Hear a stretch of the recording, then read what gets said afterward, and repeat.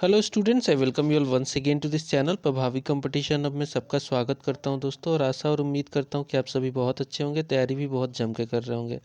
तो हमारी ये जो सीरीज चल रही है दोस्तों यूथ कंपटीशन टाइम्स की, इसमें जो मेन चीज़ है, जो इसका की सबसे इम्पॉर्टेंट चीज़ जो कह सकते हैं, जिसने सबको अट्रैक्ट किया हुआ है, वो है इसका MCQ के साथ एक्सप्लेनेशन। मतलब इसमें 11,000 प्लस जो है, 11 के प्लस इसमें MCQ हैं, और सबका एक्सप्लेनेशन मिला दो तो लगभग कह सकते हैं कि जितने भी एग्ज़ाम होते हैं भारत में, उनमें ये बहुत इंपॉर्टेंट हो जाता है। खाली ये SSC के पर्सपेक्टिव से इसको मत देखना, this is extremely important for other examinations, जहाँ पे आपको फैक्ट्स एंड रिलेटेड चीज़ें पूछी जाती हैं, बहुत इंपॉर्टेंट हो जाता है। तो जीके और जीएस की अगर आप तैयारी करते हो तो one of the most important book मैं कहूँगा, बिकॉज इसमें आपको क्वेश्चन के फॉर्म में जब आप करते हो तो बहुत ही आसानी से आपको चीज़ें ग्रैप्स कर पाते हो और याद रख पाते हो लंबे समय के लिए। तो इसमें दोस्तों हमने ऑलरेडी हिस्ट्री एंड पॉलिटी हमने कम्प्लीटली कवर किया हुआ है। Now it's time for us to look into the and cover the topic geography, subject geography and topic wise world geography आज होगा, ठीक है, एंड सो ऑन बियॉन्ड हम लोग बढ़ते जाएंगे। So let's begin. चलते सीधा टारगेट पेज पे, 234 नंबर पे है ये। ओके, पहुंच गए हैं लगभग हम लोग। स्टार्ट करेंगे पहले टॉपिक के साथ, जो कि होने वाला यूनिवर्स। ज्योग्राफी में we are covering world geography, उसमें भी हम लोग पहला जो टॉपिक है वो यूनिवर्स है। तो अगर इस चैनल पे आप नए हैं और अभी तक सब्सक्राइब नहीं किया है दोस्तों, ज़रूर सब्सक्राइब कीजिए, बेल आइकन को भी प्रेस कीजिए। इससे हमारे लेटेस्ट वीडियोस का नोटिफिकेशन भी मिलेगा, और सब्सक्राइब करके रखोगे तो मुझे मोटिवेशन मिलेगा। चलिए स्टार्ट करेंगे। पहला क्वेश्चन, IC1101 एक क्या है? IC1101 एक गैलेक्सी है दोस्तों, गैलेक्सी है। जब हम जानते हैं कि बहुत सारे स्टार्स मिलते हैं एक साथ, ग्रुप बनाते हैं कॉन्स्टिलेशन के फॉर्म में, तो उसे जो है हम लोग गैलेक्सी कहते हैं, और IC1101 जो है वो एक गैलेक्सी है। आंसर के एक्सप्लेनेशन में देखिए, IC1101 is the largest known galaxy so far discovered. क्यों इंपॉर्टेंट है? बिकॉज इट इज़ लार्जेस्ट, ठीक है, and it is 50 times the Milky Way. Milky Way हम जानते हैं कि हमारी गैलेक्सी है, we are part of Milky Way, ठीक है। और वही अगर बात करें तो मिल्की वे से भी 50 गुना बड़ा है ये IC1101, which is the largest known galaxy so far, and it is about 2000 times more massive than Milky Way. Earth is located in galaxy Milky Way as we all know, ठीक है। होता क्या है कि अगर आप ऐसे समझोगे तो जो सन है, सन एक ऐसा स्टार है जिसके चारों तरफ हमारे जो प्लैनेट्स हैं, एस्टेरॉइड्स हैं, वो चक्कर काटते हैं। और ऐसे बहुत सारी सिस्टम हैं, एक स्टार के आसपास इवॉल्व होने वाली बहुत सारी सिस्टम है। इन सब को सन के जैसे ऐसे ही तमाम स्टार को मिला दिया जाए, बिलियंस ऑफ मतलब स्टार्स को मिला दिया जाए, तो एक गैलेक्सी बनती है। और वो गैलेक्सी जो जिसमें हम लोग हैं वो है मिल्की वे, जिसे आकाश गंगा हिंदी में कहते हैं। चलिए अगला क्वेश्चन देखते हैं। Dash is a discipline of science that studies the origin and eventual fate to universe. तो इस स्टडी को एक साइंस के अंदर रखा गया है। इस साइंस के यानी कि जो हमारे इवेंचुअली जब हम यूनिवर्स पढ़ते हैं, तो इन यूनिवर्स को पढ़ने के लिए एक साइंस है, एक डिसिप्लिन है, उसको कॉस्मोलॉजी कहते हैं। So cosmology is a discipline of science that studies the origin and eventual fate to the universe. It's a branch of metaphysics dealing with the nature of universe. The term was first use by Thomas Blount, 1656 में ये use किया गया था। अगला सवाल देख लेते हैं। How many brightest stars is the constellation called the great bear made up of. तो एक देखिए, कॉन्स्टिलेशन क्या होता है? कॉन्स्टिलेशन होता है, आपने आसमान में तारों का एक पैटर्न देखा होगा, उसमें सप्तर्षि है, बिग डिपर है, ऐसे, ठीक है। एक ग्रेट बियर है, और जो तारों का पैटर्न बनता है ना, fix pattern, that is called constellation. तो इसमें एक ग्रेट बियर करके है, तो ये कितने तारों से मिल के बना है? आंसर होगा 7। इसे सप्तर्षि भी कहा जाता है। So the great Bear constellation in northern sky it is third largest of 88 modern constellation. ठीक है, the great Bear is primarily known from the asterism of its 7 brightest stars which is called Big Dipper also. कुछ इस तरीके से बनता है, कुछ इस तरीके से बनता है ये। ठीक है, ये डिपर की तरीके से ऐसे अगर जोड़ोगे तो कुछ इस तरीके से बनता है, ये बिग डिपर कहते हैं। ठीक है, this is visible through out the year from the most of the northern hemisphere places. अगर आप अर्थ पे हो, अर्थ के कहीं भी नॉर्दर्न हेमिस्फीयर में हो, जैसे हम लोग भारत में, भारत इज टोटली और completely northern hemisphere, north eastern में कह सकते हैं, तो यहाँ से तो दिखता ही दिखता है। अगला क्वेश्चन देखिए, which of the following is indicated by colour of star. जो कलर ज़्यादा ब्राइट दिखेगा यानी कि वो धरती से दूरी उसकी उतनी ही कम है। जो स्टार का कलर बहुत ही टिमटिमा, बहुत ही कम दिखेगा, वो उतना ही जो है डिस्टेंट प्लेस पे है। ये ऐसा मानना होता है लोगों का, लेकिन खाली क्या डिस्टेंस इज द मैटर? नहीं, एक्चुअली टेम्परेचर जो होता है वो डिसाइड करता है। जैसे कि सन है, सन एक बहुत ही चमकीला तारा है। ठीक है, क्यों? क्योंकि वहाँ पे जो टेम्परेचर बहुत हाई है, तो main consideration is temperature not the distance. ठीक है, so the colour of a star mostly indicates the star's temperature and it can also suggest to the star age. Class O stars which are blue in color are the hottest. Class M star which are red in color are the coolest. चलिए आगे बढ़ेंगे, अगला सवाल देखते हैं। The study of universe is known as, study of universe को हमने पहले भी डिस्कस किया था कि कॉस्मोलॉजी के तहत पढ़ा जाता है। So cosmology is the scientific study of the universe. The word cosmology is made up of two words, that is cosmos. Cosmos का मतलब ही होता है यूनिवर्स, एंड लोगोज का मतलब तो हम जानते ही हैं कि इसका मतलब साइंस होता है, वो था लैटिन वर्ड्स। आगे बढ़ेंगे, सो यहाँ पे देख सकते हैं एक्सप्लेनेशन में, the study of movements and position of sun, moon, planets and stars is believe that they affect the character and lifes of people is called astrology. Astrology अलग है, ठीक है। The scientific study of earthquakes is called seismology, definitely seismology, भूकंप वाला। The study of inland waters, lakes, reservoirs, rivers, streams, wetlands and ground water is called limnology. अगला सवाल देखते हैं, which of the following stars is nearest to the sun. Sun के सबसे nearest जो star है, ये बहुत बार पूछा गया है, मोस्ट रिपीटेड क्वेश्चन है, वो है प्रॉक्सिमा सेंटियोरी। तो प्रॉक्सिमा सेंटियोरी जो है, it has been the closest star to the sun. It is a small low mass star located 4.2465 light years away from the sun in southern constellation of the Centaurus. It is a member of Alpha Centauri star system. अगला question देखिए, which is the closest star to our solar system. Answer will be again same, Proxima Centauri. Next question देखिए, the constellation Saptarishi is known to western world में, यानी कि जो Europe है और उधर की जो कंट्रियां हैं, वेस्टर्न कंट्रियां जो हैं, उनको सप्तऋषि तो हम भारत में बोलते, तो इनको क्या वहाँ पे बोला जाता है? उनको बोला जाता है बिग डिपर। सप्तऋषि को बिग डिपर, पहला ही सवाल हमारा जो पहला या दूसरा सवाल था बिग डिपर से रिलेटेड। आगे बढ़ते हैं, the big dipper is an asterism consisting of 7 brightest star of the constellation and this is the third जो है लार्जेस्ट बोलते हैं इसको, जो कॉन्स्टिलेशन है उसमें से। उर्सा मेजर इसको जो है हिंदी एस्ट्रोनॉमी में कहते हैं। It is also the collection of 7 great सेसेस कहा जाता है, जैसे सप्तर्षि मंडल भी बोला जाता है, as each star is named after mythical Hindu sage. अगला सवाल देखते हैं, if a star is bigger than sun, मान लीजिए कोई ऐसा स्टार है जो सन से भी बड़ा है but not more twice as big, it will turn into a, answer होगा पल्सर बोलते हैं इसको।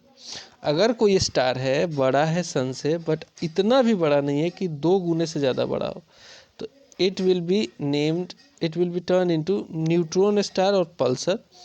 If the star is many times bigger than the sun, it will turn into the what is called black hole. अगला सवाल देखते हैं, a huge collection of gas, dust and billions of stars is called. तो देखिए हमारे जो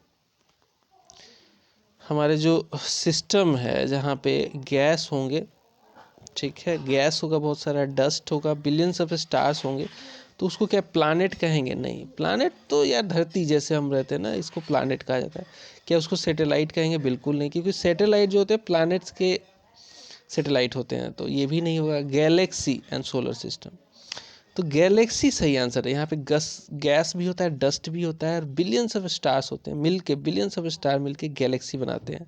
solar system तो ऐसा सिस्टम है जिसमें हम लोग, हमारी धरती है, तो करेक्ट आंसर होगा इसका Galaxy. A galaxy is a huge collection of gas, dust, and billions of stars and their solar systems, all held together by gravity. The existence of galaxies beyond the Milky Way was first demonstrated by Edwin Hubble 1924 में। Are Galaxy is milky वे, जिसे हम आकाश गंगा हिंदी में कहते हैं। It is spiral in shape, spiral मतलब कि कुछ इस तरीके से स्पाइरल फॉर्म में है ये। There are three general kinds of galaxies in the universe, namely elliptical, spiral, and irregular. The Milky Way is a spiral galaxy. अगला सवाल देखते हैं। The large collection of stars, dust, and gas held together by gravitational attraction between the components is known as। सवाल फिर से सुनिए। The large collection of stars, dust, and gas held together by gravitational attraction between components, अभी discuss किया था, answer होगा galaxy. Which of the following is our nearest known galaxy. हमारा जो नियरेस्ट नोन गैलेक्सी है उसका नाम है Canis Major dwarf galaxy. Canis Major dwarf galaxy. So जो कैनिस मेजर ड्वार्फ गैलेक्सी है, it lies some 25,000 light years from the earth solar system and about 42,000 light years from the centre of Milky Way, which makes it the closest galaxy to the Milky Way found till date. It contains only about 1 billion stars. In comparison, the Milky Way galaxy contains several hundred billion stars. तो काफ़ी बड़ी है और ये छोटी है थोड़ी सी। अगला सवाल देखते हैं। Which one of the following units is used by astronomers? Astronomers जो होते हैं वो एस्ट्रोलॉजी की स्टडी करते हैं। For measuring larger stellar and extra galactical distances, तो ऐसी चीज़ों के लिए लाइट ईयर जो है यूज किया जाता है। लाइट ईयर जो है डिस्टेंस का जो मीजर है, ठीक है। एक लाइट ईयर जो होता है वो आप देख सकते हैं यहाँ पे, एक लाइट ईयर जो होता है वो 9.46 इंटू 10⁻15 मीटर्स के बराबर होता है। For most space objects light years is used to describe the distance.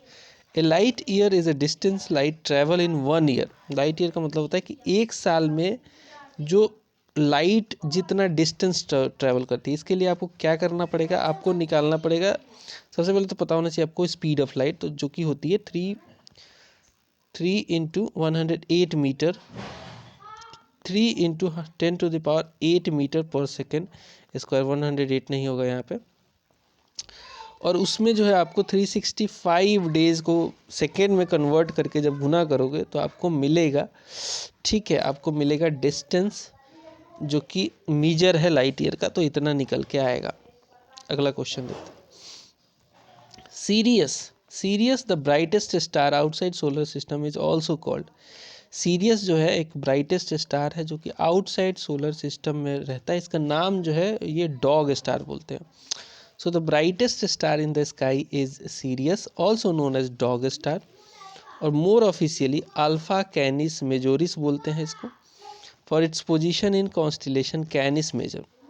Sirius जो है is a binary star dominated by luminous main sequence star Sirius A with the apparent magnitude of 1.46।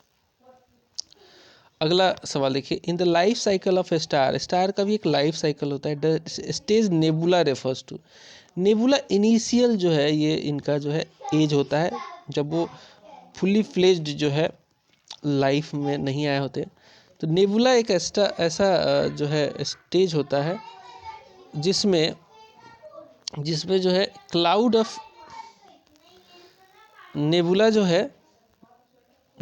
है it is एक ऐसा phase होता है जहाँ पे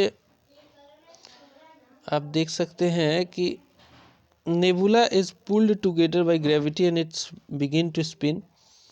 ये जो है ये फेज में cloud of gas and dust का जो है एक फॉर्मेशन होता है। So a star life is determined by its mass पे डिपेंड करता है। Stars mass is determined by the amount of matter that is available in its nebula. ठीक है, the giant cloud of gas dust from which it was born. Over the time the hydrogen gas is nebula is pulled together by gravity and it begins to spin. अगला सवाल देखिए, what is the periodicity of Halley's comet. Halley's comet का जो periodicity है वो है दोस्तों 75 to 76 years. So Halley's comet is arguably the most famous comet. It is the periodic comet and returns to Earth's vicinity about 75 years, making it possible for a human to see it twice in his or her lifetime. The last time it was here was in 1986 and it is projected to return in 2061. पता नहीं कौन जिंदा रहेगा क्या नहीं रहेगा, उस समय की बात है। तो ये लगभग 75 सालों में आपको देखने को मिलता है। अगला सवाल, विच one of the following is the brightest star in the Orion constellation. Orion constellation is also one of the most important constellation out of total 88 जो अभी तक वर्ल्ड में देखी गई हैं कॉन्स्टिलेशन की संख्या। तो इसके जो ब्राइटेस्ट स्टार का नाम है वो है रीगल, तो आंसर होगा Orion's brightest star Rigel located in hunter's leg has a magnitude of 0.12 and is the 7th brightest star in the sky. The 3rd brightest star जो है in the constellation is Bellatrix Orion's girdle और belt consisting of 3 bright star lies nearly the on celestial equator. अगला सवाल देखिए, which one of the following is the largest recognized constellation. तो सबसे बड़ा जो रिकॉग्नाइज्ड जो कॉन्स्टिलेशन है आउट ऑफ 88 वो है हाइड्रा। 3rd लार्जेस्ट मैंने बताया था बिग डिपर, सप्तर्षि जिसे कहते हैं। So the largest of 88 recognized constellation is Hydra, a long slender winding region of star named after many headed sea serpent Hercules encountered in the Greek mythology. अगला सवाल देख लो, what is the other name for Orion constellation. Orion constellation का दूसरा नाम जो है वो है हंटर है। So Orion constellation is also known as the hunter as it is associated with one in Greek mythology. It is one of the brightest and best known constellation in the night sky. It lies on the celestial equator. Orion has been known since ancient time. अगला सवाल देखिए, which of the following is not a constellation. कौन सा इसमें से constellation है। ऊर्जा major तो ऑफकोर्स है, तो आंसर नहीं होगा। हाइड्रा भी सबसे बड़ा है, ये भी आंसर नहीं होगा। वेस्टा और विर्गो में विर्गो है, वेस्टा नहीं है, आंसर होगा A. So a group of stars visible with in a particular region of night sky that appears, मतलब एक पैटर्न बनाता है in the form of certain pattern, they are known constellation. जैसे कि सप्तर्षि को बिग डिपर के तरीके से कुछ इस तरीके का पैटर्न बनाता है। There are about 88 different constellations across the sky. Each constellation has been given a unique name. 88 के 88 का अलग अलग नाम दिया गया है। After the object it seems to be resemble, जैसा कि लगता है वैसा ही नाम दिया गया। Except Vesta, all are the name of star constellation. अगला सवाल देखते हैं, Objects that shine in sky are known as, जो शाइन करता है उसे स्टार कहते हैं। जिसका खुद का लाइट होगा ना वो उसे हम जो स्टार जो साइन करेगा उसे सेलेस्टियल बॉडी कहते हैं। ठीक है, जैसे कि आप देख सकते हैं the sun, moon and all those object shining in night sky are called celestial bodies. Some celestial bodies are very big and hot, they are made up of the gases. Celestial body जो होती है gases की बनी होती है। They have their own heat and light which they emit in large amount. अगला सवाल देखिए, which of the following elements occurs most abundantly in our universe. तो सबसे ज़्यादा यूनिवर्स में जो है वो है हाइड्रोजन। यूनिवर्स की बात हो रही है, ध्यान दीजिएगा, लोग नाइट्रोजन से कंफ्यूज हो जाते हैं। नाइट्रोजन पृथ्वी पे सबसे ज़्यादा है परसेंटेज के टर्म्स में, बट अगर यूनिवर्स में देखोगे सबसे ज़्यादा क्या है, hydrogen. So hydrogen is more plentiful than any other element, making up about 3/4 that is 75% of the mass of the universe. Hydrogen and helium जो है they make up the majority of the stars, जैसे कि सन में भी यही सबसे ज़्यादा है। इसमें भी अगर देखा जाए तो हाइड्रोजन 75% है और हीलियम जो है वो है 23%। ऑक्सीजन जो है वो थर्ड मोस्ट एबंडेंट एलिमेंट है यूनिवर्स का। On earth oxygen is most common element making a 47% of the earth mass. यहाँ पे देखिए earth atmosphere is a layer of gases surrounding the planet Earth and retained by Earth's gravity. It contains roughly 78% of the nitrogen। जो अर्थ पे बात करोगे अर्थ के atmosphere के, तो उसमें सबसे ज़्यादा कौन सी गैस है, वो है नाइट्रोजन। दूसरे नंबर पे 21% के साथ है हाइड्रोजन। उसके बाद फिर आर्गन है जो कि 0.97%, यानी कि लगभग 1% के आसपास।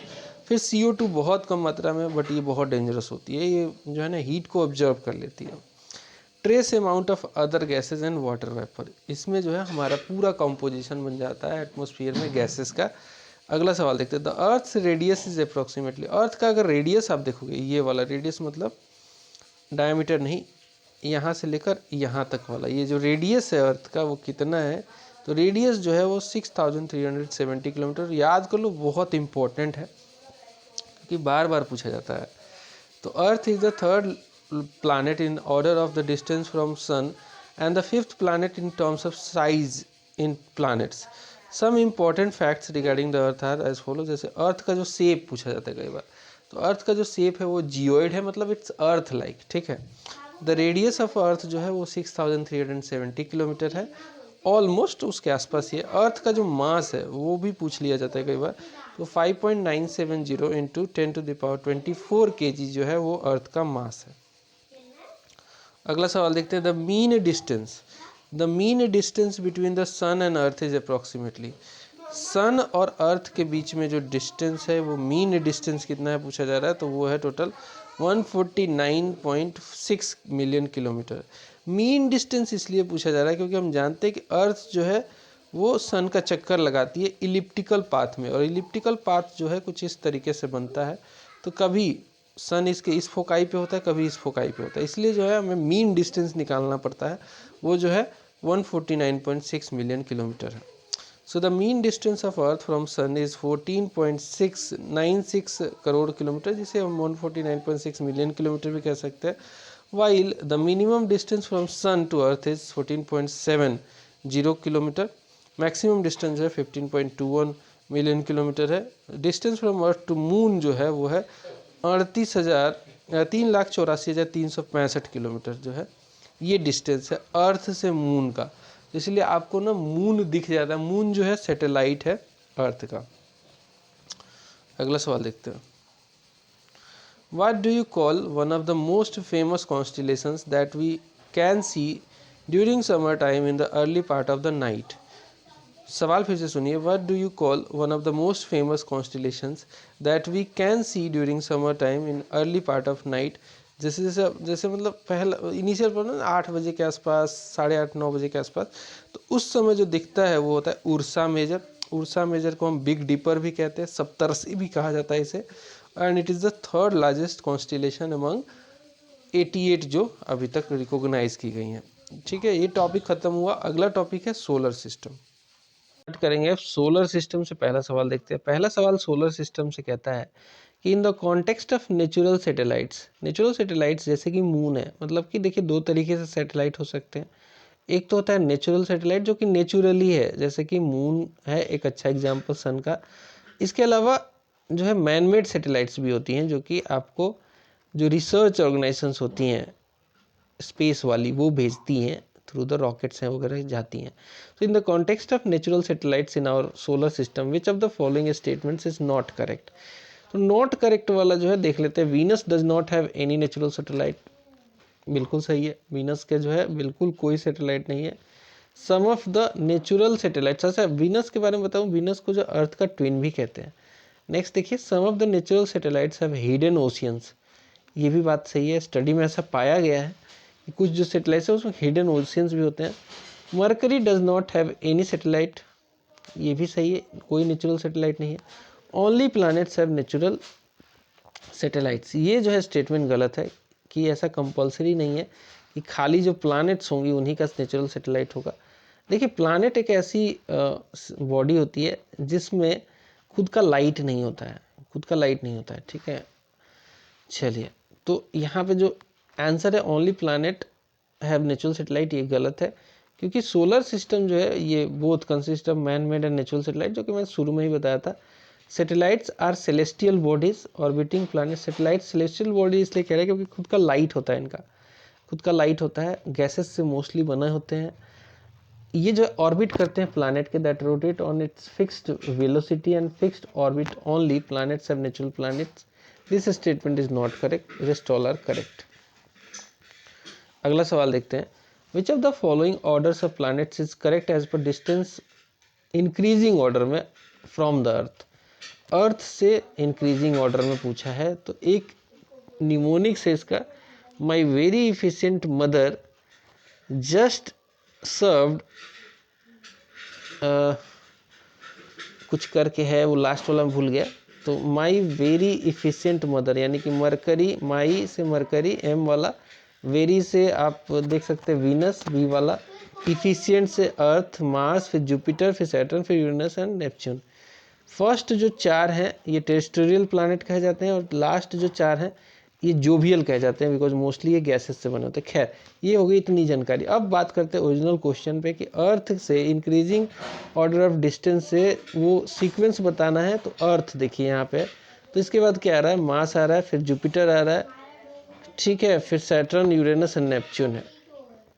तो ऑप्शन क्या होगा, Venus, Mars, Mercury, Jupiter, distance wise देखा जाए तो।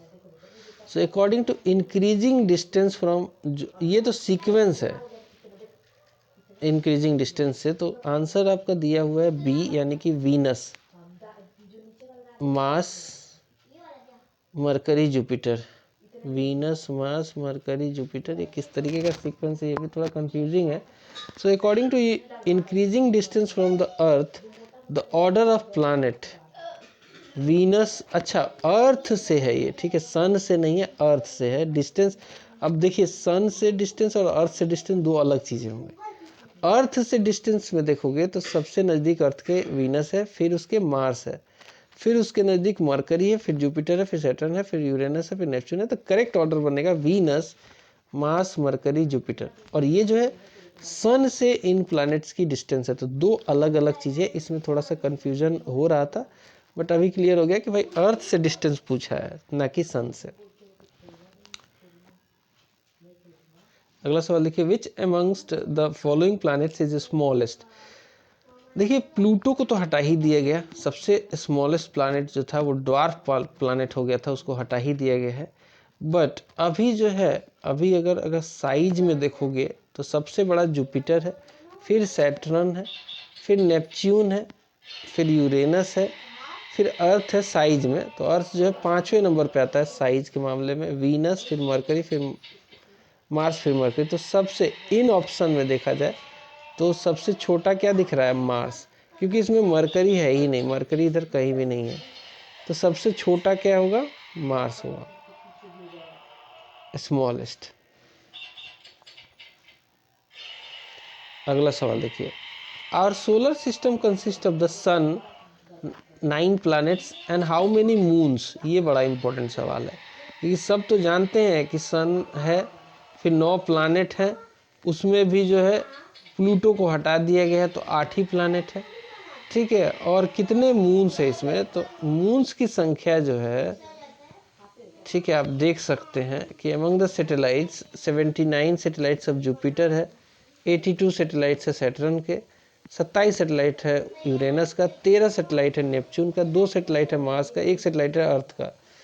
तो इतना जोड़ोगे ये सब को तो बहुत हो जाएगा, इसमें से कोई ऑप्शन ही नहीं है, ठीक है। तो इसमें स्टार इसलिए लगा दिया क्योंकि इतना जोड़ोगे 79, 82, तो ये तो खुद हो गए 161, फिर 27 इसमें जोड़ोगे तो 188 हो जाएगा, फिर 13 जो लोग जोड़ोगे तो 201 हो जाएगा, फिर इसमें 3 और जोड़ोगे तो टोटल 204 सैटेलाइट हो रहा है। कहीं ऑप्शन है, नहीं है। बट इंपॉर्टेंट यहाँ पे देखिए, मरकरी और वीनस के कोई सैटेलाइट नहीं है। तो कई बार क्वेश्चन ऐसे पूछ लिए जाते हैं जो कि डिस्प्यूटेड होते हैं एग्जाम में। अगला सवाल देखिए, in the sequence of planets in the solar system which planet comes in between Mars and Saturn. My very efficient mother just served, ठीक है, उसके बाद यूरेनस और नेपच्यून आ जाएगा। तो मार्स और सैटर्न, मार्स और सैटर्न के बीच में क्या है, जुपिटर है, आंसर होगा डी। ठीक है, देख सकते हैं आप, सन से अगर सबसे क्लोज है तो मरकरी, फिर वीनस, फिर अर्थ, फिर मार्स, फिर जुपिटर, फिर सैटर्न, फिर यूरेनस और नेपच्यून। फर्स्ट जो चार हैं वो जो टेरेस्ट्रियल प्लैनेट कहे जाते हैं, लास्ट जो चार है वो जोवियल कहे जाते हैं, बीच में एक एस्टेरॉइड का बेल्ट भी है। आगे बढ़ते हैं। In the sequence of planets in the solar system which planet comes in between mercury and earth. Mercury and earth में देखिए, माई very efficient mother, mercury and earth के बीच में क्या है, वीनस है, आंसर होगा बी। ठीक है, सिंपल। आगे बढ़ते हैं। Which of the following options represents the correct ascending order of the planets in our solar system on the basis of their density। सबसे ज़्यादा जो डेंस होता है ना वो अर्थ ही होता है, आपको मैं बता देता हूँ। ठीक है, लेकिन इसका सीक्वेंस है उसको याद कर लीजिए। सबसे डेंस तो अर्थ है ही, क्योंकि देखिए सीक्वेंस में यहाँ पे सबसे बड़ा डेंस है वो बढ़ते क्रम में देख सकते हैं आप, अर्थ आ रहा है। सबसे कम डेंस जो है सैटर्न है। सैटर्न जो है इतना लेस डेंसिटी है कि इसको अगर आप किसी बड़े तालाब में डाल दोगे ना, बहुत बड़े तालाब में, तालाब नहीं मतलब पानी में ऐसे डाल दोगे ना तो ये तैरेगा, ठीक है, डूबेगा नहीं, इतना इसकी डेंसिटी कम है। फिर उसके बाद यूरेनस है, फिर जुपिटर है, फिर नेपच्यून है, फिर मार्स है, वीनस है, मरकरी, अर्थ है। सबसे डेंस जो है वो अर्थ है, सबसे कम डेंस जो है वो सैटर्न है। तो यहाँ पे आप देख सकते हैं ये पूछा है असेंडिंग ऑर्डर, असेंडिंग ऑर्डर में देख लेते हैं। तो सबसे कम डेंस है यूरेनस, फिर उसके बाद जुपिटर है, फिर उसके बाद नेपच्यून है। तो ये जो ऑर्डर आपको क्लियरली दिख रहा है। ठीक है, आगे बढ़ते हैं। अब जो टॉपिक होने वाला है वो है सन। तो सन से रिलेटेड पहला सवाल देखिए, the approximate diameter of the sun is dash times the diameter of the earth. देखिए सन जो है ना अर्थ से काफ़ी बड़ा है, और इसका जो अगर देखें डायामीटर तो अर्थ के डायामीटर से ये 109 गुना है। सन का जो डिस्टेंस है the sun is 8,64,400 miles across. This is about 109 times the diameter of the earth. The sun weighs about 3,33,000 times as much as the earth. तो वेट भी ज़्यादा है, and it is so large that about 13 lakh planet earth can fit inside it। सोच सकते हैं आप, 13 लाख अर्थ को अगर एक साथ जोड़ोगे तो अब जाके सन के बराबर होगा वो। The solar Eclipse occurs when, solar Eclipse का मतलब है कि सन जो है अर्थ को नहीं दिखेगा। वो कंडीशन कब आएगी, जब सन और अर्थ के बीच में मून आ जाए। ठीक है, तभी तो नहीं दिखेगा। सन और अर्थ के बीच में मून आ जाएगा, ये सन है, अर्थ है, बीच में मून आ गया तो सन की लाइट अर्थ को नहीं दिखेगी, और ये कंडीशन बनेगा सोलर इक्लिप्स का, यानी कि when the moon comes between earth and sun. Answer होगा B.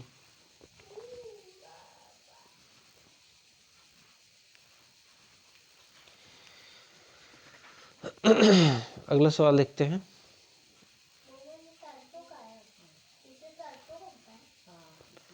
When does solar eclipse takes place. तो मैंने बताया कि सोलर इक्लिप्स कब होता है, जब मून जो है, मून सन और अर्थ के बीच में आ जाए, जिससे कि अर्थ पे सन का लाइट ही ना पड़े, तो उसे सोलर इक्लिप्स कहते हैं, सूर्य ग्रहण। What is the main constituent of the sun. जो मेन कॉन्स्टिट्यूएंट है सन का वो है हाइड्रोजन। इसमें जो है 91% हाइड्रोजन है, 8.9% जो है हीलियम है, बाकी जो है 0.1% में बाकी सारे गैसेस है छोटे छोटे। By mass sun is about 70.6% hydrogen and 27.4% helium. ये मास के हिसाब से है, ठीक है। और जो सन है एक स्टार है, बॉल ऑफ गैस है। सो करेक्ट ऑप्शन जो होगा वो होगा सी, हाइड्रोजन। सबसे मेन कॉन्स्टिट्यूएंट जो है वो हाइड्रोजन है। Most of the sun's mass is, sun का जो मोस्ट ऑफ द मास है वो हाइड्रोजन से ही है, 70% के आसपास। अगला सवाल देखिए, the average length of solar cycle is, solar cycle का जो एवरेज लेंथ होता है वो 11 साल होता है। So the amount of magnetic flux that rises up to the sun's surface varies with time in cycle called solar cycle. This cycle last 11 years on average. This cycle is sometimes referred to as sun spot cycle. अगला सवाल देखिए, sunlight reaches earth in how many minutes, 8 minute में जो है सन का light जो है अर्थ पे पहुंच जाता है। ठीक है, 8 मिनट सही आंसर होगा। बहुत फेमस सवाल है, बार बार पूछा जाता है। तो जो डिस्टेंस है अर्थ से सन के बीच में वो 149.6 मिलियन किलोमीटर्स है, मिलियन किलोमीटर। और इसके भाग दे दोगे अगर आप 3 × 10⁸ से मीटर पर सेकेंड से मीटर में इसको भी कन्वर्ट करके, तो आपको टाइम मिल जाएगा। और ये जो टाइम लगता है ये 8 मिनट 20 सेकेंड के आसपास लगता है। 8 मिनट जनरली आंसर होता है। The time that light takes to travel from the sun to earth is approximately 8.311 minutes, इसका सही आंसर होगा। ठीक है, डी इसका सही आंसर होगा। अगला सवाल, the outer most layer of sun is called, sun का जो आउटर मोस्ट लेयर है इसको कहते हैं कोरोना। और इस कोरोना में बहुत सारे सैटेलाइट जो है जाने की कोशिश करते हैं, काफ़ी गर्म होता है फिर भी। Our sun is surrounded by jacket of gases called an atmosphere. The corona is outermost part of the sun's atmosphere. The corona is usually hidden by the bright light of the sun surface that makes it difficult to see without using a special instrument, but is visible only at the time of solar eclipse. However, the corona can be seen during total solar eclipse के समय भी देखा जा सकता है। अगला सवाल देखिए, the outer most part of the sun's atmosphere is called, अभी हमने डिस्कस किया था, आंसर होगा corona, which can be seen during a total solar eclipse, आपको देखने को मिल जाएगा। The outer most layer of sun is known as, फिर वही सवाल कोरोना, ये वो वाला कोरोना नहीं है जो बीमारी फैली थी।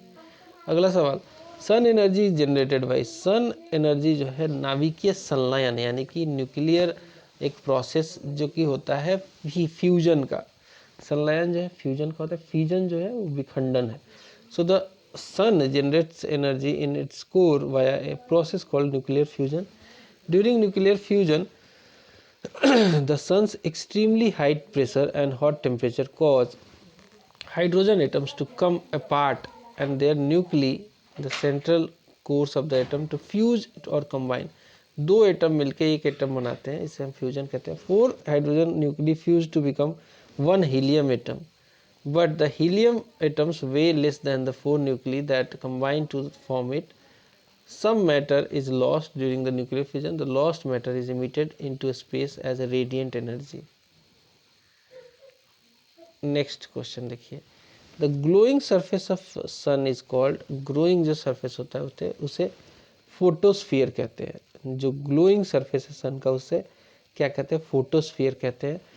आउटर मोस्ट जो लेयर है उसे कोरोना कहते हैं। ठीक है, so a full disk view of the sun showing sun spots on the photosphere and a close-up of solar granulation we see as a glowing surface of the sun, the photosphere. The temperature of the photosphere is around 5500 degrees Celsius, which is too high. The photosphere is much cooler than the sun's core, which has a temperature well above 10 million degrees. चलिए अगला topic भी खत्म कर देते हैं, Venus Mercury से related. Which planet is our solar system is closest to the sun, which planet in our solar system closest to the sun. तो हमने डिस्कस किया था कि my very efficient mother, Mercury, Venus, earth, Mars, just served Jupiter, Saturn, फिर उसके बाद Uranus और Neptune आ जाएगा। तो सबसे क्लोज कौन है, मरकरी है, आंसर होगा ए। अच्छा, मरकरी के बारे में एक स्पेशल बात बता दूं कि मरकरी जो है नियरेस्ट तो है ही, और ये जो है सबसे कम समय लेती है ऑर्बिट करने में। जो सन के चारों तरफ चक्कर लगाती है मात्र 88 दिन में लगा देती है। Mercury is the dash planet from sun, तो ये फर्स्ट प्लैनेट है। अगला सवाल वीनस से related, name the hottest planet. जो हॉटेस्ट प्लैनेट है सोलर सिस्टम का वो है वीनस। देखिए मरकरी सबसे क्लोज जरूर है लेकिन हॉटेस्ट नहीं है। सबसे गर्म कौन सा है, सबसे हॉटेस्ट है वीनस। वीनस को ट्विन सिस्टर बोला जाता है, अर्थ का ट्विन भी बोला जाता है क्योंकि अर्थ लाइक ये प्लैनेट है। So Venus is the second planet from the Sun and is Earth's closest planetary neighbor. It's one of the 4 inner terrestrial planets. ठीक है, इनर प्लानट 4 प्लानट को हम टेरेस्ट्रियल या फिर रॉकी प्लानट कहते हैं और बाहर वाले को जोवियल कहते हैं। And it's often called Earth's twin because of its similarity in size and density of the Earth. Venus has a thick, toxic atmosphere filled with the carbon dioxide. यहाँ पे कार्बन डाइऑक्साइड बहुत ज़्यादा है। And it's perpetually shrouded in thick yellowish cloud of sulfuric acid and trap heat causing green house effect. काफ़ी ज़्यादा गर्म temperature, इसीलिए green house effect की वजह से यहाँ पे टेम्परेचर सबसे ज़्यादा है और गर्म है, हॉटेस्ट प्लैनेट है। Even though Mercury is closest to the sun, क्यों हॉटेस्ट है वीनस आप जानते हैं क्योंकि यहाँ पे जो है एक थिक क्लाउड बन जाता है, येलोइश क्लाउड बनता है सल्फ्यूरिक एसिड का जो कि ट्रैप कर लेता है हीट को। अगला देखिए, इसमें कहता है कि सरफेस टेम्परेचर जो है वीनस का वो 755 केल्विन यानी कि 900 डिग्री फ़ारेनहाइट या फिर 475 डिग्री सेल्सियस है। जाओगे तो फट से गल जाओगे वहाँ पे, hot enough to melt even lead.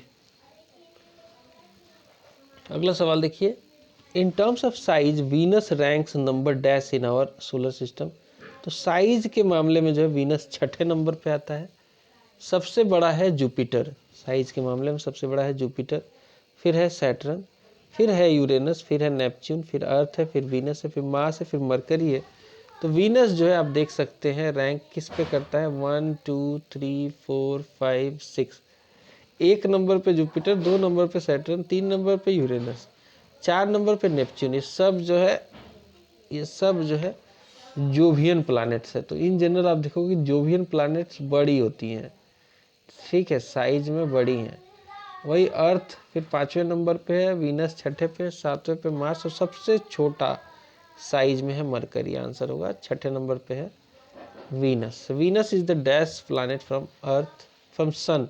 सन से ये सेकेंड है, मार्स मरकरी के बाद वीनस ही है, उसके बाद अर्थ है 3rd नंबर पे। Which of the planets has no satellite. Satellite जिसका नहीं है वो है वीनस। वीनस का और मरकरी का कोई भी सैटेलाइट नहीं है। फर्स्ट 2 जो है उनका कोई सैटेलाइट नहीं है। So of the inner planets Mercury and Venus have no natural satellites. Earth has 1 large natural satellite जिसको हम मून कहते हैं, और मार्स के 2 जो हैं सैटेलाइट हैं, पहला है फोबोस और दूसरा है डियोमोस। ठीक है, मार्स के 2 सैटेलाइट है, फोबोस और डियोमोस। तो जो टेरेस्ट्रियल प्लैनेट्स हैं जो शुरू की 4 वाली हैं जैसे कि मरकरी, वीनस, अर्थ और मार्स, इसमें इन दोनों का तो सैटेलाइट ही नहीं है, मरकरी और वीनस का। अर्थ का 1 सैटेलाइट है मून और इसका 2 है फोबोस एंड डेमोस। अगला सवाल देखिए, how many natural satellites does Venus है। वीनस का जो है कोई भी सैटेलाइट नहीं है, आंसर होगा ए 0। वीनस का कोई भी सैटेलाइट नहीं है। सबसे ज़्यादा सैटेलाइट जो है वो सैटर्न का है, ठीक है, सैटर्न का सबसे ज़्यादा है 82, जिसमें 53 कन्फर्म्ड हो गया, 29 प्रोविजनल है, उसमें स्टडी चल रही है। जुपिटर का 79 है, अर्थ का 1 ही है, ठीक है, आगे बढ़ेंगे। नेपच्यून के 14 है। विच acid makes the atmosphere of Venus have thick white and yellowish cloud. तो यह सल्फ्यूरिक एसिड, और यही एसिड जो है हीट को ट्रैप कर लेता है जिसकी वजह से जो है वीनस जो है हॉटेस्ट प्लैनेट बन जाता है। Despite second in distance from sun, ये हॉटेस्ट प्लैनेट है, मरकरी नहीं है।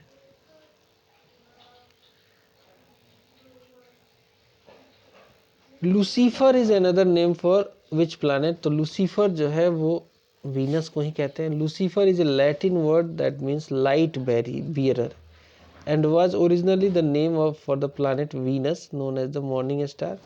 Venus को morning star भी कहते हैं. In the Old Testament. The planet Venus is referred to under this name, but there is also the secondary meaning that is connected to the word.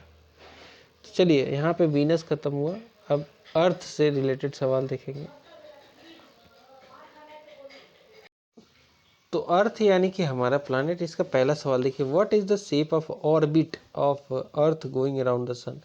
तो ये कुछ इस तरीके की ऑर्बिट फॉलो करता है अर्थ जब भी सूरज का चक्कर लगाता है। इसे कहते हैं इलिप्टिकल ऑर्बिट, यानी कि इलिप्ट कुछ इस तरीके का होता है जहाँ पे एक सेंटर नहीं होता, दो फोकस होते हैं जिसे फोकाई कहते हैं। ठीक है, सन किसी न किसी एक फोकस पे होता है और अर्थ जो है इसके चक्कर लगाता रहता है ऐसे ऐसे। ठीक है, और इलिप्ट ऐसे ऐसे घूमता रहता है।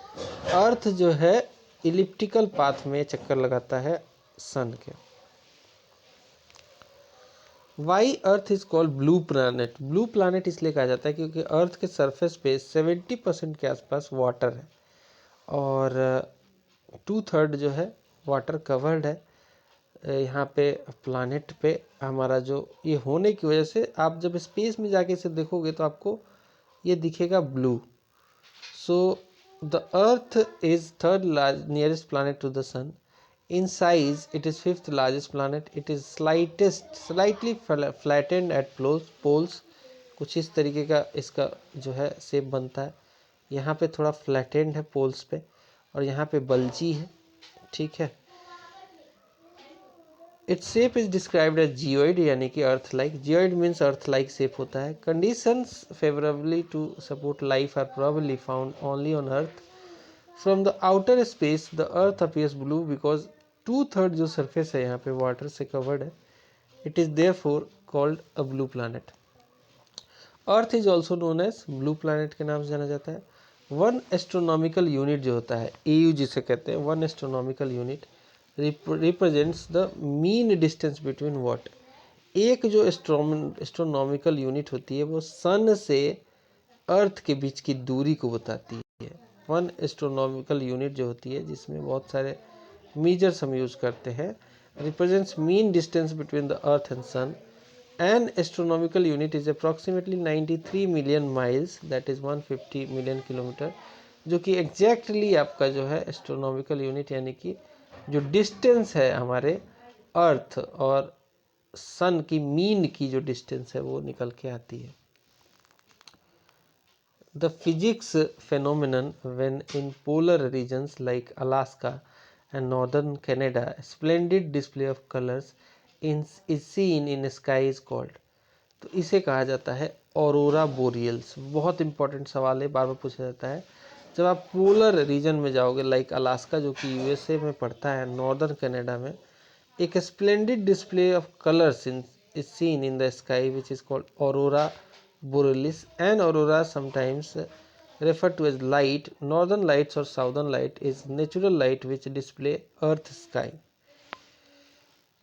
Movement of earth on its axis is called।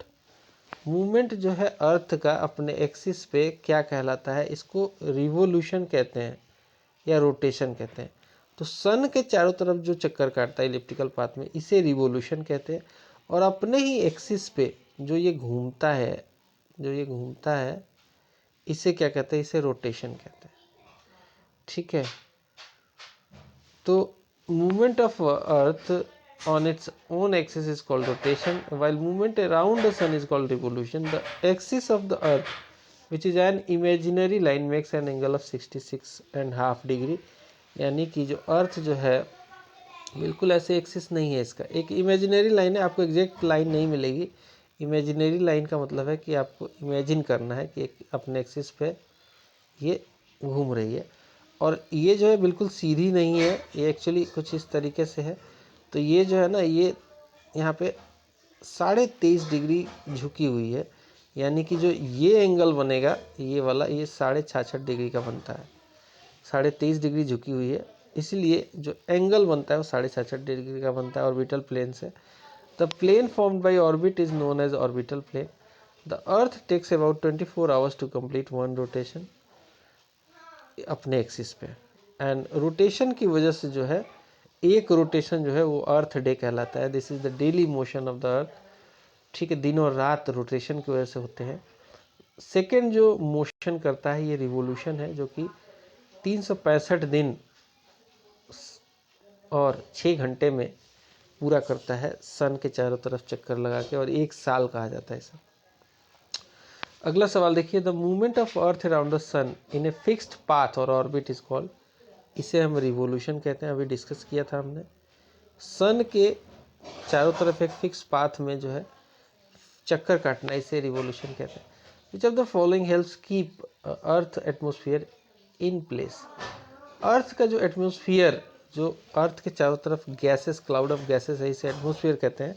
ये गैसेस निकल क्यों नहीं जाती हैं? इसलिए निकल नहीं पाती हैं क्योंकि ग्रेविटेशनल फोर्स जो है अर्थ का, ये इसे होल्ड करके रखता है, अपने तरफ खींच के रखता है। So our atmosphere is a mixture of gases, ठीक बात है, that surrounds the earth. It is kept in place by pull of earth's gravity. Gravity is necessary in order to hold our atmosphere to planet. अगला सवाल देखिए, the earth's radius is approximately, earth का radius जो है हमने पहले भी discuss किया था, ये 6370 किलोमीटर है।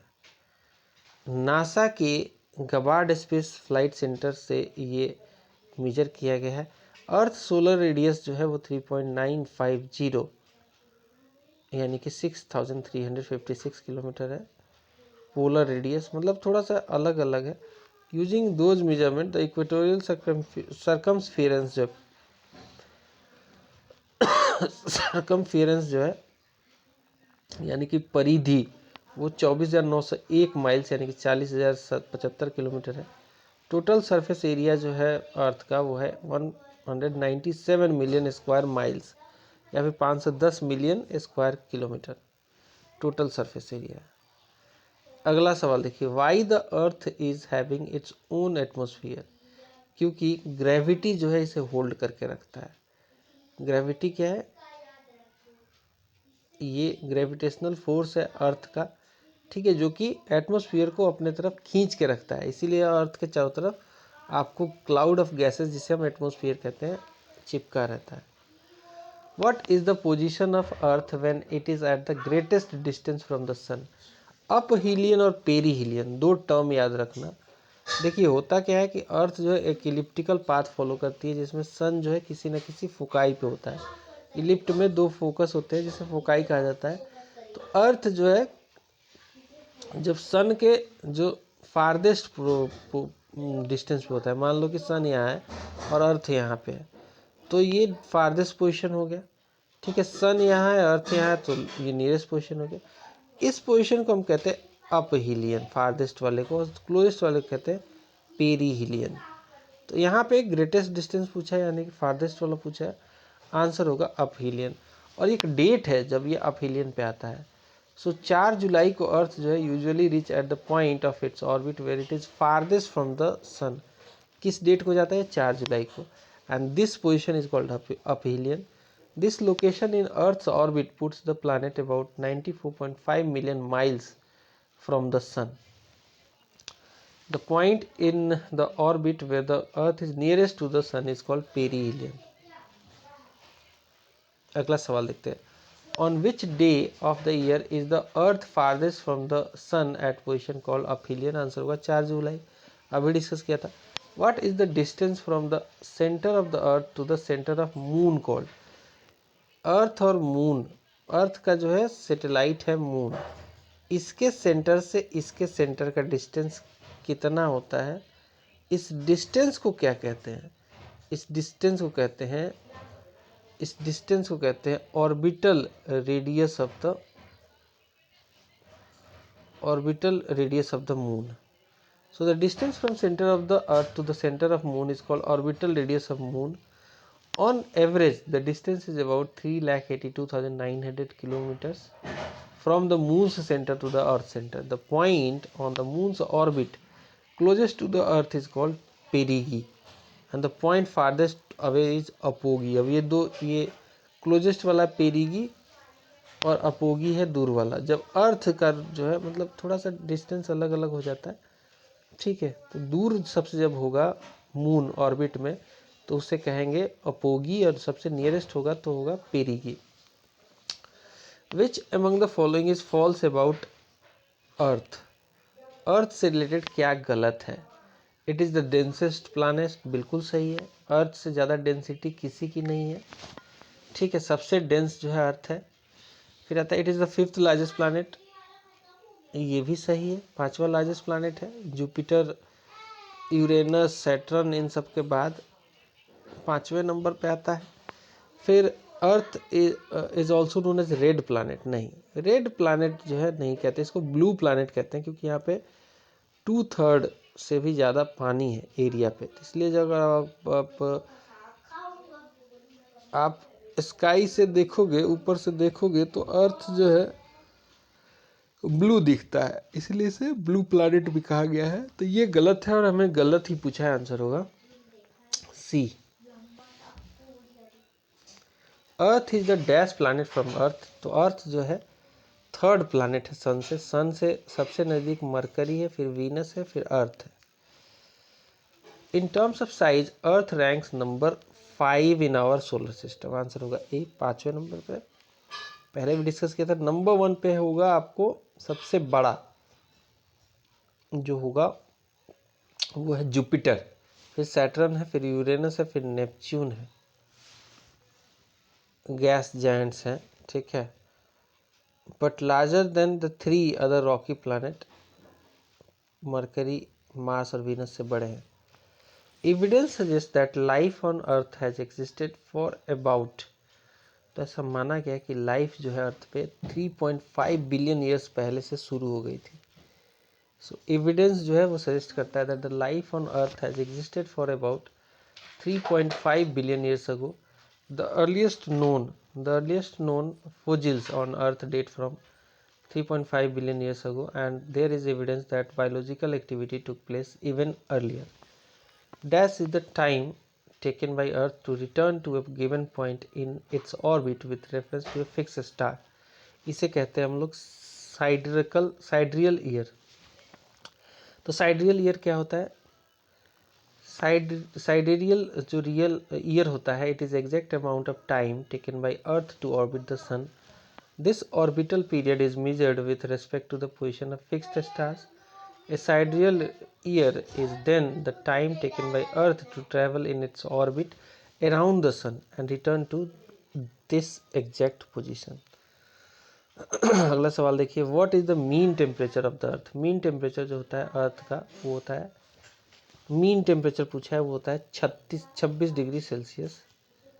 नहीं, मीन टेम्परेचर अर्थ का पूछा 16 डिग्री सेल्सियस, करेक्ट आंसर होगा।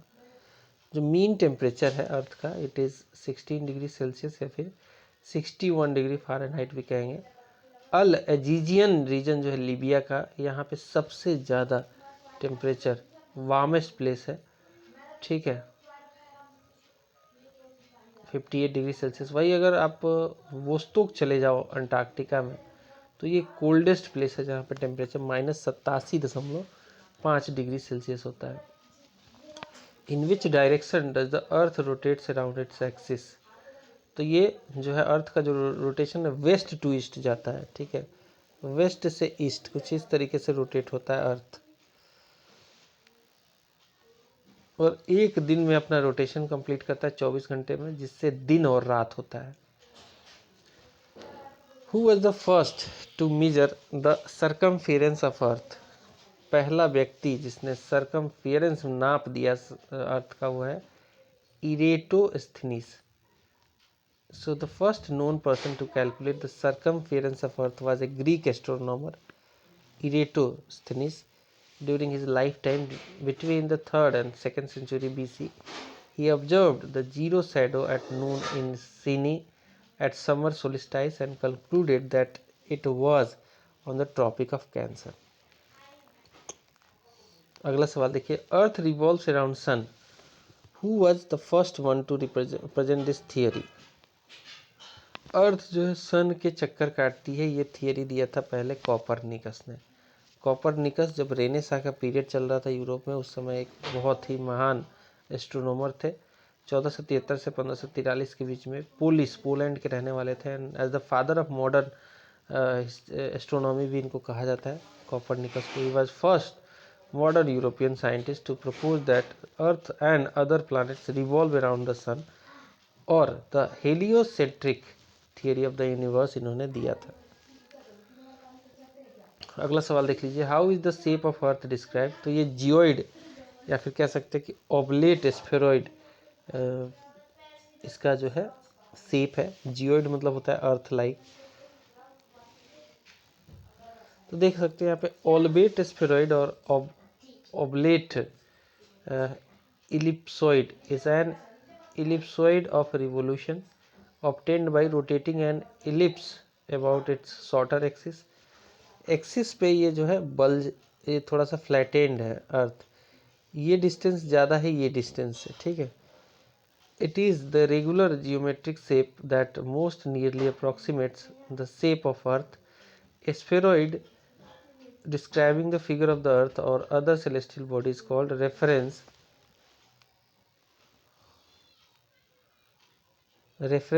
ellipsoid। It is slightly flattened at the poles, that is why its shape is described as the geoid। geoid का मतलब होता है अर्थ लाइक शेप। अगला सवाल देखिए, what is the angle made by axis of the earth with its orbital plane। Answer होगा ये angle जो बनता है 66.5 डिग्री का बनता है। 66.5 डिग्री आंसर, इसमें सबसे क्लोजेस्ट है 66 डिग्री। कहने का मतलब है कि हम जानते हैं कि अर्थ जो है झुकी हुई है और ये जो इसका जो ऑर्बिटल प्लेन है, ये हो गया ऑर्बिटल प्लेन और ये यहाँ पे झुकी हुई है, तो ये जो एंगल बनता है 66.5 डिग्री का बनता है। और यहाँ से अगर एक इमेजिनरी सीधी लाइन खींचोगे तो ये जो एंगल बनता है ये 23.5 डिग्री बनता है, यानी कि 23.5 डिग्री ये झुकी हुई है। और जो प्लेन से ऑर्बिटल प्लेन से जो ये 66.5 डिग्री का एंगल बनाती है। How many degrees does the Earth rotate about its own axis in 1 hour. देखिए 24 घंटे में 360 डिग्री घूमती है, तो 360 में 24 से भाग दोगे तो 1 डिग्री आएगा 15, 1 घंटे में 15 डिग्री ये मूव कर जाती है, ठीक है। आंसर होगा 15 डिग्री। अगला सवाल देखिए, the mean distance between the sun and the Earth is approximately 149.6 million kilometre. ये हमने पहले भी डिस्कस किया हुआ है, जिसे हम एस्ट्रोनॉमिकल यूनिट भी कहते हैं। नेक्स्ट क्वेश्चन देखते हैं मार्स से related. What is approximate duration in year पूछा जाए तो मार्स जो है रेट्रोग्रेड, तो ये सही आंसर होगा इसका 2 years. Mars retrograde happens every 2 years. When a planet is retrograde it appears to be moving backward in the sky of the Earth. This means that during this time, the planet appears to slow down and then reverse course, moving backward through the sky. It is kind of illusion as the planet is actually moving in its orbit, but ये illusion लगता है। Next question देखते हैं, which of the following planet is also known as red planet। red planet के नाम से Mars को जाना जाता है। So Mars is also known as red planet। Mars appears slightly reddish and is also called the red planet. The iron minerals in Martian soil oxidize or rust, causing the soil and atmosphere to look red. Hence, Mars is known as the red planet. It is the second smallest planet of the solar system, being fourth in from the sun. सबसे छोटा है Mercury, फिर है Mars. Mars को red planet भी कहते हैं, हमेशा याद रखिएगा, red planet Mars. Which planet is known as red planet. Answer होगा Mars. In terms of size Mars ranks number dash in our solar system. Size के हिसाब से मार्स जो है 7वें नंबर पे है, 7th लार्जेस्ट प्लैनेट है। सबसे बड़ा जो है वो जुपिटर है, 7th लार्जेस्ट है मार्स, 5th लार्जेस्ट है अर्थ। अगला सवाल कहता है कि Mars is the dash planet from sun. तो देखिए मरकरी, वीनस, अर्थ और उसके बाद आता है मार्स, फिर आता है जुपिटर, फिर आता है सैटर्न, फिर आता है यूरेनस, फिर आता है नेपच्यून। तो चौथे नंबर पे आता है Mars. Which among the following is not a dwarf planet. Dwarf planet जो है प्लूटो को 2006 में डाल दिया गया था। पहले ये भी ड्वार्फ प्लैनेट नहीं था, बट इसको 2006 में ड्वार्फ प्लैनेट की कैटेगरी में डाल दिया है। तो इसमें से जो है मार्स जो है एक नॉर्मल प्लैनेट है, ड्वार्फ प्लैनेट नहीं है। इसके अलावा मेकमेक है, इरिस है, प्लूटो है, ये सब ड्वार्फ प्लैनेट की कैटेगरी में आते हैं। Which of these is a dwarf planet? तो एरिस जो है इसमें एक ड्वार्फ प्लैनेट है। टाइटन और हाइड्रा ये दोनों जो हैं, टाइटन जो है एक सैटेलाइट है। अगला क्वेश्चन देखते हैं, विच among the following planets is smallest? Smallest है, सबसे छोटा जो है वो है मार्स। ठीक है, स्मॉलेस्ट इनमें से सबसे छोटा, वैसे तो सबसे छोटा मरकरी है, बट इनमें से मार्स। अब जुपिटर से सवाल देंगे, विच of the following planet is not a Jovian planet? Jovian planet ऐसी प्लैनेट होती है जो गैस से बनी होती हैं। जो चार जो प्लैनेट है वो जोवियन प्लैनेट है, जैसे कि जुपिटर, सैटर्न, नेपच्यून और यूरेनस, ये सब जोवियन प्लैनेट्स हैं। तो विच of the following is not a Jovian planet? Mars एक जो है ये एक टेरेस्ट्रियल प्लैनेट है, ना कि जोवियन प्लैनेट। ठीक है, करेक्ट आंसर होगा जोवियन। अब देखिए कुछ इस तरीके से समझिए, मरकरी अर्थ के सबसे क्लोज, फिर वीनस, फिर अर्थ, फिर मार्स, इसके बाद एस्टेरॉइड का बेल्ट, फिर आता है जुपिटर, फिर आता है सैटर्न, फिर आता है यूरेनस, फिर नेपच्यून। तो ये जो इधर वाली चार हैं, ये इन्हें कहते हैं जोवियन प्लैनेट, क्योंकि ये गैस से बनी है। और जो ये शुरू वाली चार प्लैनेट है, ये होती है टेरेस्ट्रियल प्लैनेट, रॉकी प्लैनेट भी कहते हैं, रॉकी मटेरियल से बनी हुई है। अगला सवाल कहता है कि which of the following planet is also known as gas giant? Gas के जायंट के नाम से सबसे बड़ा प्लैनेट है साइज में, इसे गैस जायंट भी कहा जाता है। आंसर होगा जुपिटर, सही आंसर होगा Jupiter. Which of the following planet is known as the gaseous planet? सवाल फिर से सुनिए, which of the following planet is known as the gaseous planet? Answer होगा डी, जुपिटर। D Jupiter. अगला सवाल देखिए, which of the following statements about Ganymede is not correct. Which of the following statements about Ganymede is not correct? Correct answer होगा B. It revolves around Saturn, ये गलत है। Ganymede Saturn के around नहीं revolve करता है, Saturn का satellite नहीं है। जुपिटर्स मून जो है ये जेनीमिड है। Jupiter's moon Ganymede is the largest moon in our solar system. याद रखिएगा, Ganymede जो है लार्जेस्ट मून है सोलर सिस्टम में, and the only moon with its own magnetic field, इसका खुद का मैग्नेटिक फील्ड भी है।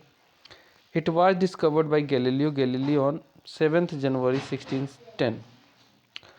It has a diameter of about 5270 kilometre, जो कि अर्थ के डायमीटर से भी ज़्यादा है।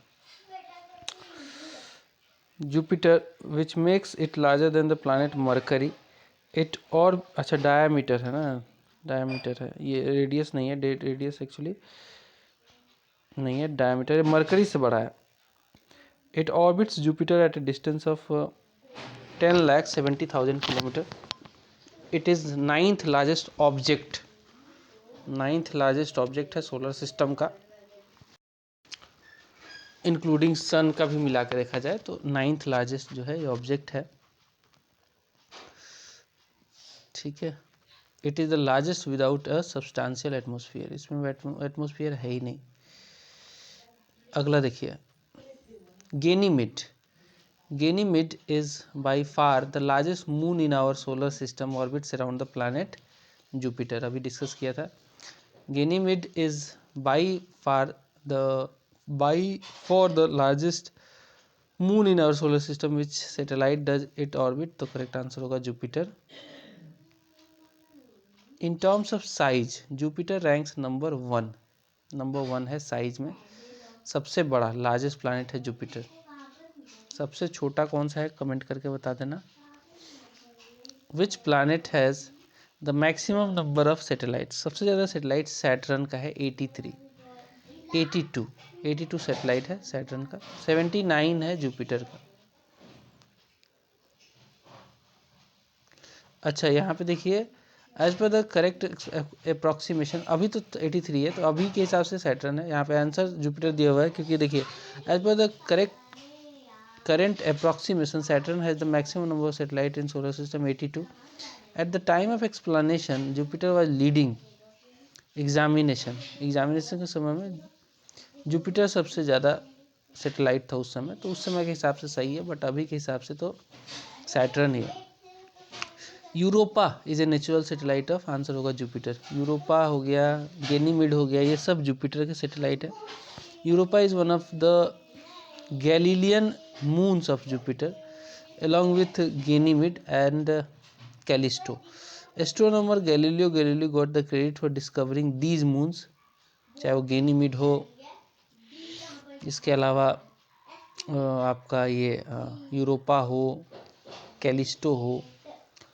Among the largest in the solar system, Europa is the smallest of the four, but it is one of more intriguing satellite. अब आता है सैटर्न से क्वेश्चन। पहला सवाल देखते हैं, which of the following planets has the most number of moons, answer होगा अभी के हिसाब से सैटर्न, 82 इसके मून्स है अभी। In terms of size Saturn ranks number dash in our solar system. Saturn जो है 6th लार्जेस्ट साइज के हिसाब से,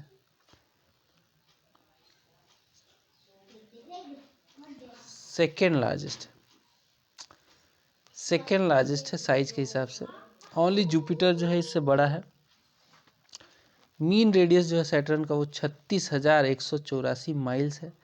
the size of planets in order from largest to smallest देखें तो सबसे लार्जेस्ट है जुपिटर, फिर उसके बाद सैटर्न आता है, फिर यूरेनस, फिर नेपच्यून। ये सब जोवियन प्लैनेट्स हैं, गैस से मेडअप हुआ है, इनका गैस से बने हुए हैं। उसके बाद 5वें नंबर पे साइज के मामले में अर्थ आता है, फिर 6ठे पे वीनस, 7वें पे मार्स और 8वें पे आता है मरकरी। साइज में सबसे छोटा मरकरी। अगला सवाल, Saturn is the dash planet from sun. 6ठा प्लैनेट है सैटर्न, यानी कि पहला है मरकरी, दूसरा है वीनस, फिर है अर्थ, फिर है मार्स, फिर है जुपिटर, फिर है सैटर्न 6ठे नंबर पे। ये 6ठे नंबर पे आएगा, 1 2 3 4 5 6।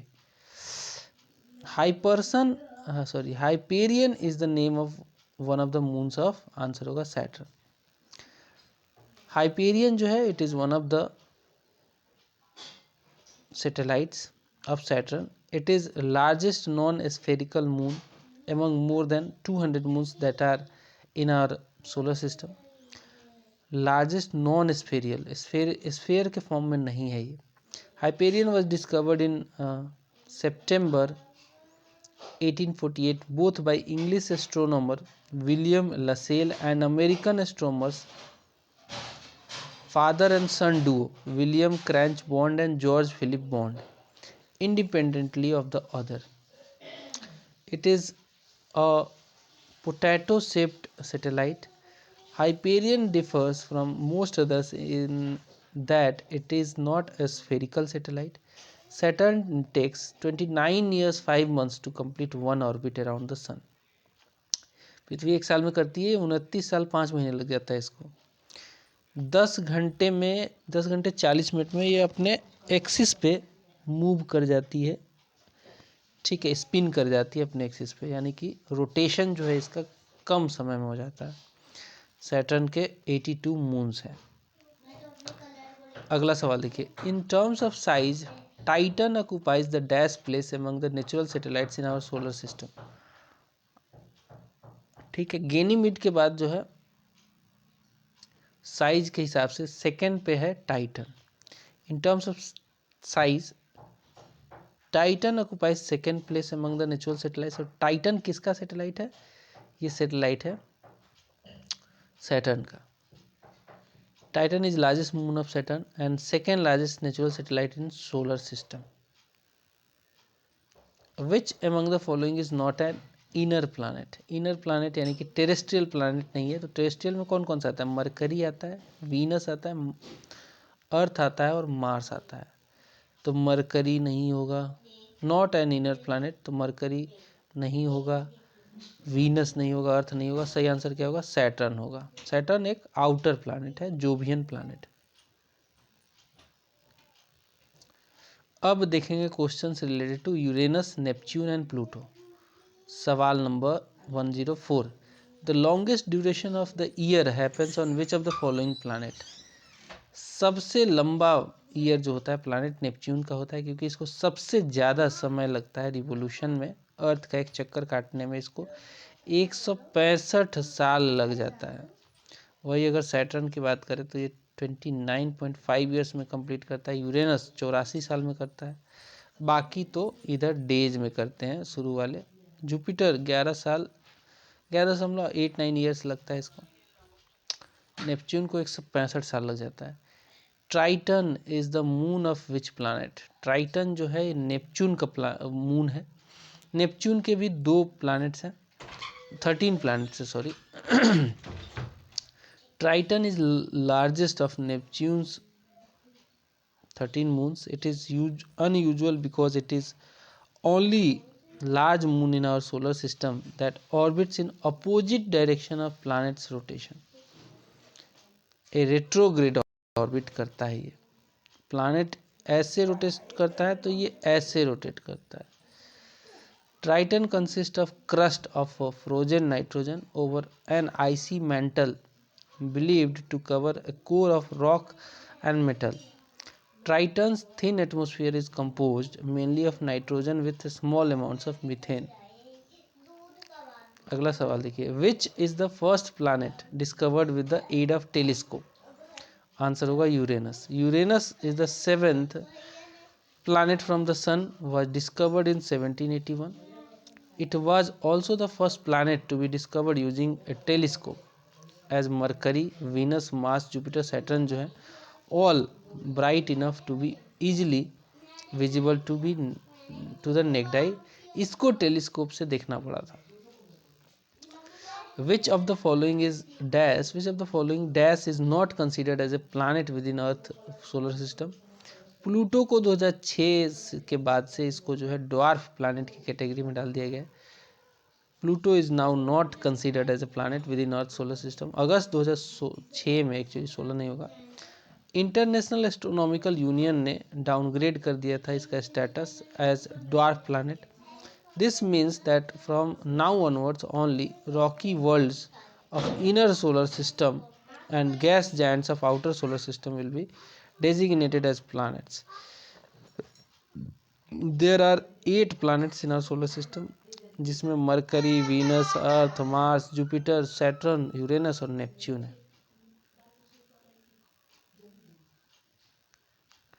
अगला सवाल देखिए, which planet is also referred to as dwarf planet. Answer होगा प्लूटो। प्लूटो की खोज किसने की थी? प्लूटो की खोज 1930 में की थी स्लाइड टॉमबॉग ने। तो Clyde टॉमबॉग, born on 4th February 1906, was an American astronomer who discovered Pluto in 1930.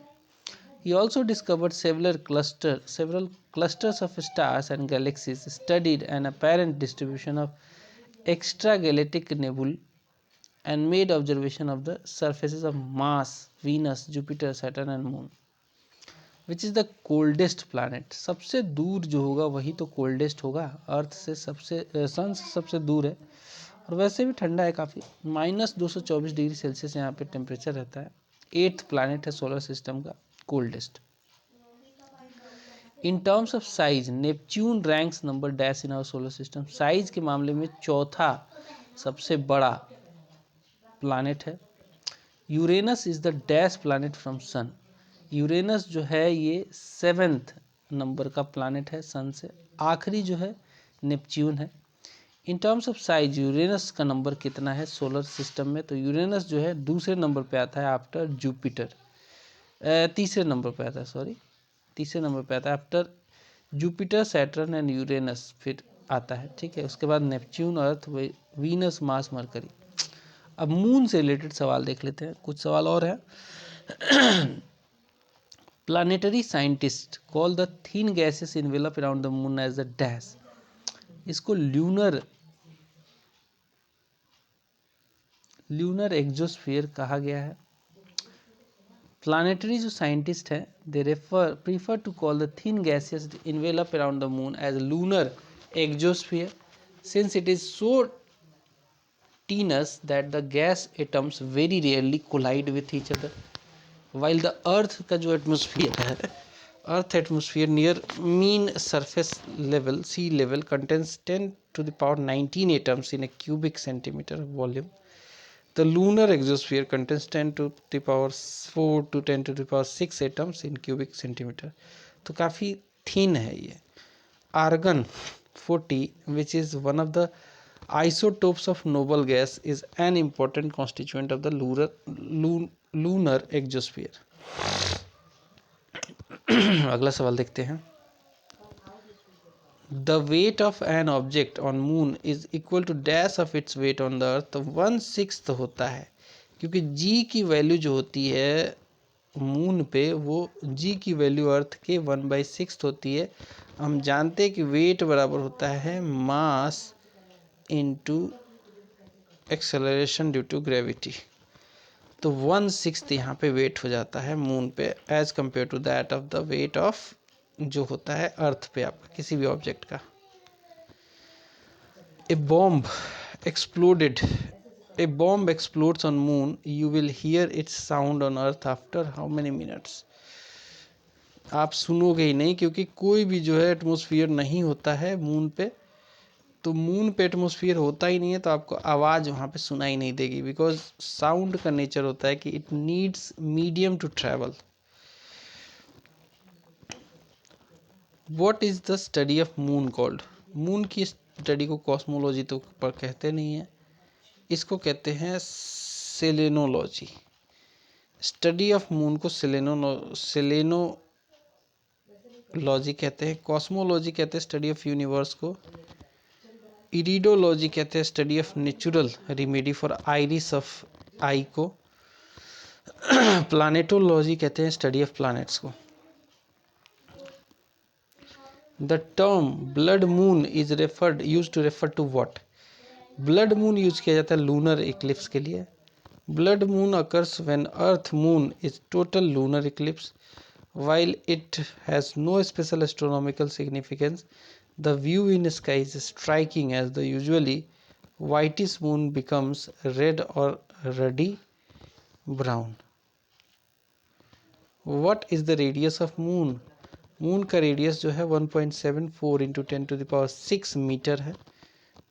ठीक है, जो कि रफली 1738 किलोमीटर होता है रेडियस इसका बात करें तो. अब क्वेश्चन देखेंगे एस्टेरॉइड से. पहला सवाल, which among the following is largest asteroid? बहुत इंपॉर्टेंट सवाल है, आंसर होगा Ceres. Which among the following is the largest asteroid? Answer होगा सेरेस. जो ड्वार्फ प्लैनेट है Ceres is the largest object in the asteroid belt between Mars और Jupiter. हम जानते हैं कि एस्टेरॉइड का जो बेल्ट है एस्टेरॉइड का, ये मार्स और जुपिटर के बीच में है. ठीक है, एस्टेरॉइड का, क्योंकि हम जानते हैं कि जो 4 इनर प्लैनेट है जिसमें मरकरी आता है, वीनस आता है, मार्स आता है, अर्थ आता है. ठीक है, इसके बाद फिर एस्टेरॉइड का बेल्ट आता है, फिर जोवियन प्लैनेट आता है आउटर प्लैनेट में, जिसमें जुपिटर है, सैटर्न है, यूरेनस और नेपच्यून है.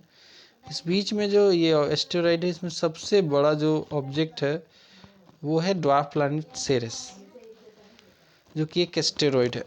अगला सवाल देखिए, asteroids have their orbits between which of the following planet? Answer होगा मार्स और जुपिटर. मार्स और जुपिटर. अब देखते हैं कोमेट्स से सवाल. एक ही सवाल है. A body of frozen gases, rocks and dust travelling in an elongated orbit around the sun is called. Answer होगा कोमेट. कोमेट्स क्या है? They are frozen leftovers from the formation of solar system composed of dust, rock and ices. They range from a few miles to tens of miles wide, but as they orbit closer to the sun, they heat up and spew gases and dust into glowing heat that can be larger than the planet. This material forms a tail that stretches millions of miles.